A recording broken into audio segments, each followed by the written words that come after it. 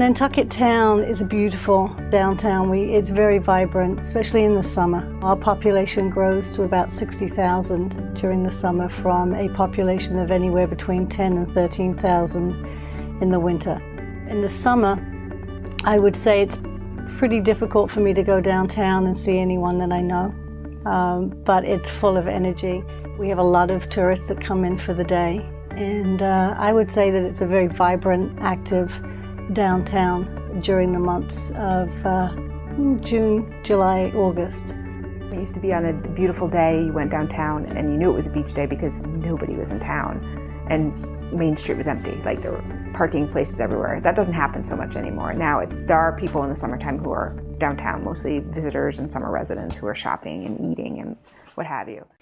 During the winter, town is a very different environment. A lot of the stores either close up shop or they're open just on a less of a schedule, maybe a long weekend that they'll open for. Certain times or certain opportunities when the town comes together, you're like, oh my gosh, I didn't realize so many people were here. It would be lovely to have that energy sort of maintained throughout the winter. I often think about what could we do to make it more enticing to have people come down and have it really be the hub of our community. Because we are an island, it is important, I think, that we have a focal point where we can gather, and I see that being downtown. I'm Melissa Philbrick, and I'm the Executive Director for Remain Nantucket.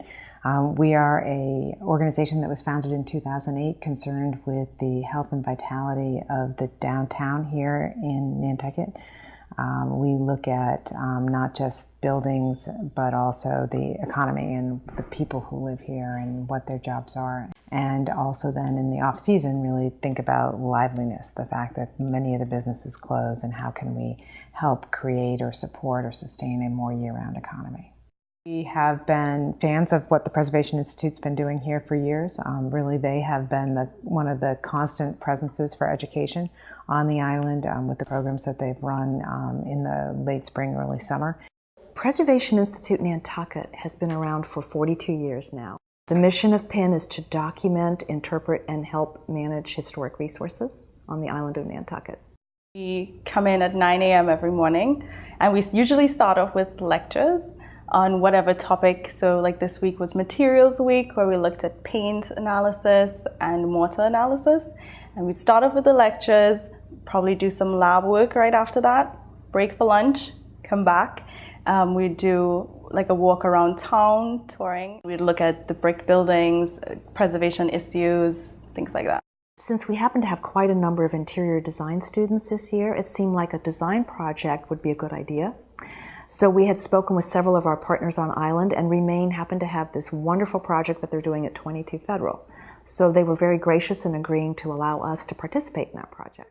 22 Federal Street is a building where we purchased it from the town of Nantucket in February of 2014.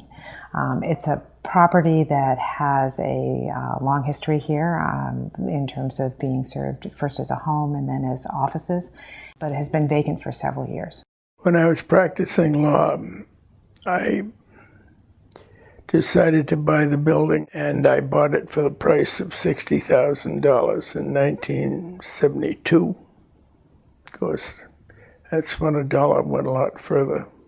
It's a good location. I mean, it could be any number of things. You know, a coffee shop or a fast food place. One of the things that would be terrific for our kids is to have a space where they could really own it and have a place to hang out.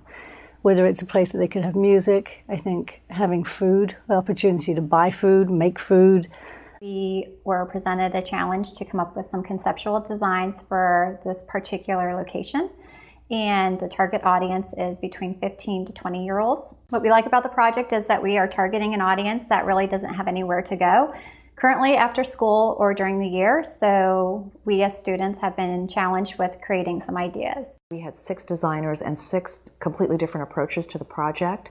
There was just a great wealth of ideas.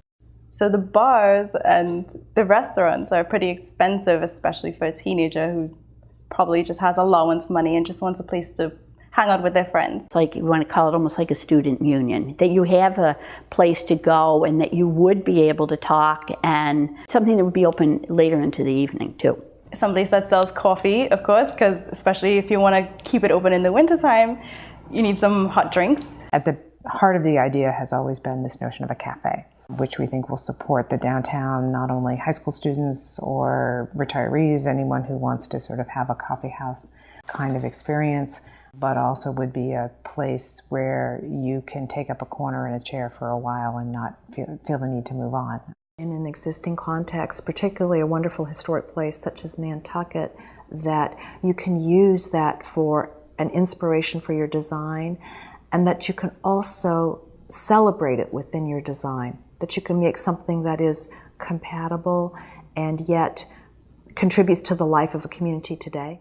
I decided to have a non-alcoholic bar for younger people on the lower floor. We have milk on the lower level and market on the first floor.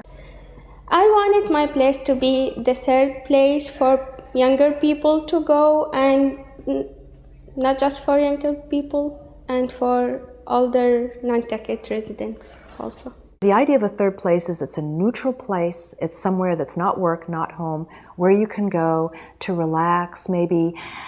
And what's important about it is you may rub elbows with people that you would normally not come in contact with.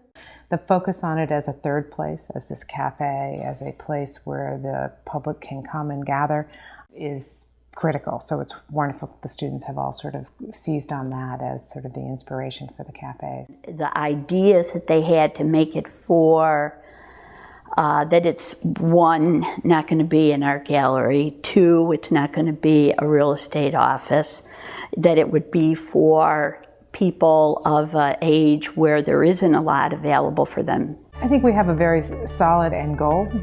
The path that it takes to get there is perhaps less clear, and who our partners and collaborators will be along the way is less clear, although we've had lots of very interesting conversations underway. I think that this is a great opportunity for the students to come to be able to do like that. I think it really brings a lot of great talent to Nantucket. We're lucky to have the preservationists too. They named it after me, but that's okay as long as it's put to good use.